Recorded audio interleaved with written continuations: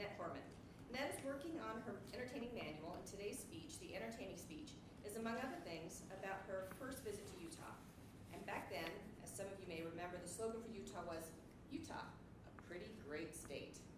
Not a great state, or a pretty state, but a pretty great state. Her objectives are to entertain the audience by relating a personal experience and organizing her entertaining speech for maximum impact. Her speech is titled, How to Marry a Guy in 10 Days. Please welcome Anette.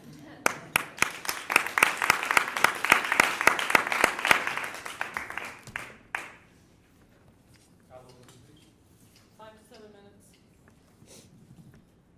Very few years ago, when I was a young and restless 24-year-old in Göteborg, Sweden, I decided that it was time for an adventure. So I thought, I like traveling. I haven't been to the U.S. yet. Walked into the nearest travel agency and bought a round-trip ticket with several stops in different states, and among them Utah. And I had a lot of friends in Utah, among them a young man that at the time I would have thought of as a studly young man. And I wanted to get to know him better. So about 3 months later, as I was stepping on the plane in Göteborg, Sweden, I felt like I was leaving on a jet plane and didn't know when I'd be back again.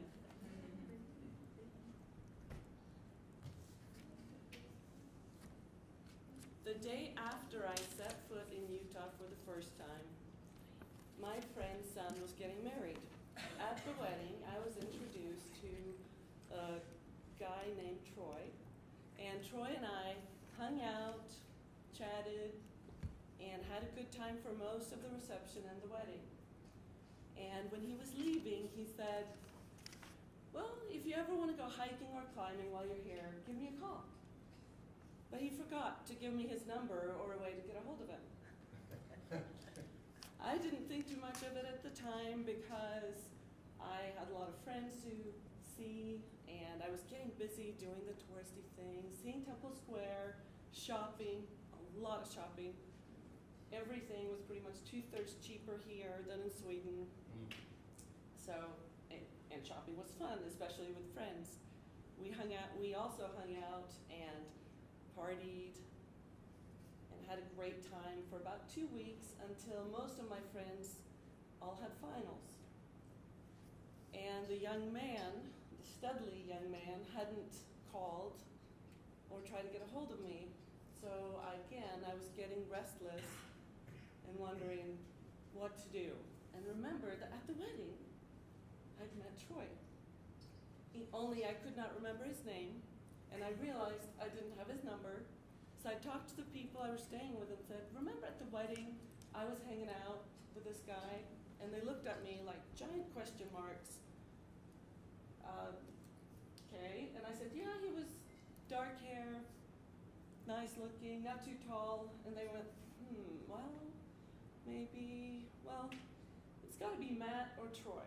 Here are their numbers.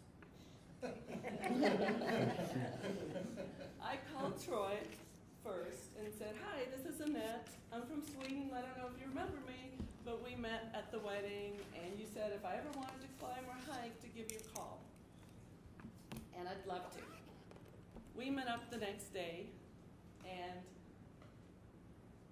went hiking, had a great time, to the point that for the next 5 days, we pretty much did everything together, except for normal, standard dating. We didn't dance, go to dinner, or to the movies, but we went hiking, climbing, motorcycle riding, fishing, shooting, which I'd never done in Sweden, cross-country and downhill skiing, and a lot of fun and adventuring.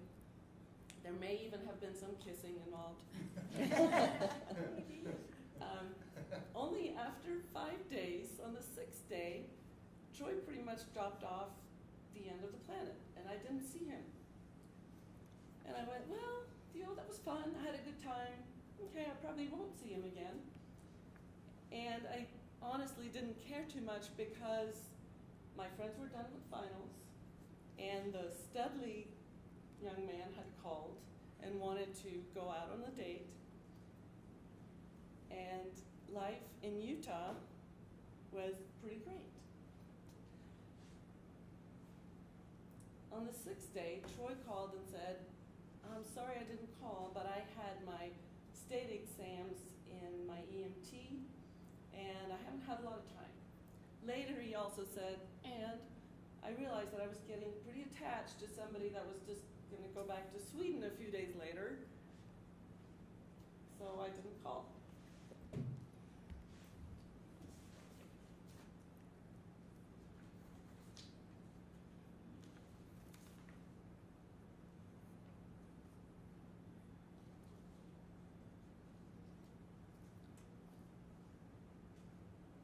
Well, we spent the rest of the time that I was in Utah together, and I realized that I wasn't really so interested in going to the other places on my itinerary anymore. Canceled the rest of my itinerary, spent the rest of the time in Utah with Troy, and on the last day that I was here, Troy started talking marriage, and really strangely to me, I did not turn around and run out of the room. And Troy, who had only about 2 or 3 months earlier, sworn off any kind of dating, kept talking about marriage. Well, I figured he was mostly joking, and thought, well, okay, well, I'll play along. Until a few hours later, when he was dropping me off at my friend's house, and he got down on one knee in between the 2 seats in his Volkswagen camper van, things seemed a little more serious. We decided, since we didn't know each other, not to tell anybody, which meant that as soon as I could, I called my best friend. When Troy walked in the door to his house and his mom met him, she was pretty perceptive and immediately knew something was up and said, "What have you done?" We told our parents, and only a very short while later did we get married. You too can get married in 10 days. If only you will travel to a foreign country on a whim, go motorcycle riding, ski uphill and down,